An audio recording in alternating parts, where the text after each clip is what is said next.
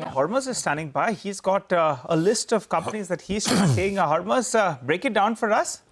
A lot of brokerages have written about yesterday's tariff announcements from the US president. I'll start off with Citi, and they mentioned that although these are still under implementation, if these 50% tariffs do get implemented, the average US weighted tariff will increase to 42.5% from just 13.25% currently. That will be a substantial increase, and as a result of which, their linear model is suggesting a 0.6 to 0.8 percentage point risk to India's GDP. But the actual impact on GDP growth could be higher, because at this rate, most of the exports will become unviable to the US, and this would also result in an impact on the current and capital account flows, and the currency markets could see pressure, which could result in the Reserve Bank of India leading to some forex intervention to stabilize the currency. Now, on the equity front, they mentioned that there is still uncertainty around the final outcome, and that could remain an overhang for the near term with regards to domestic sentiment. And they say that these domestic-oriented sectors, be it telecom, hospitals, staples, and insurance, they could act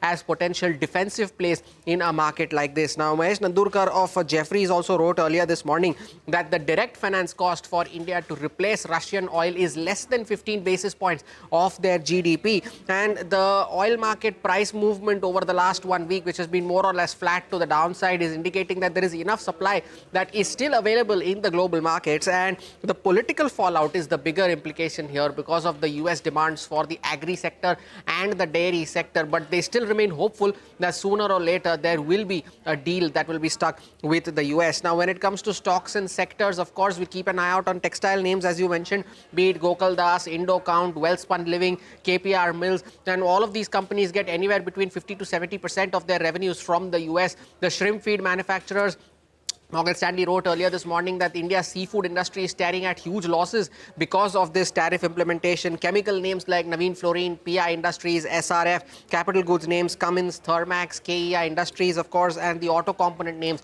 Sora BLW and Bharat Forge. So a lot of sector-specific action potentially possible, but for now, the pre-open, though, is suggesting some resilience for our own markets. All right. Thanks very much, Hormuz, for that. Very interesting sort of list of companies that we have to, we wanted to put out.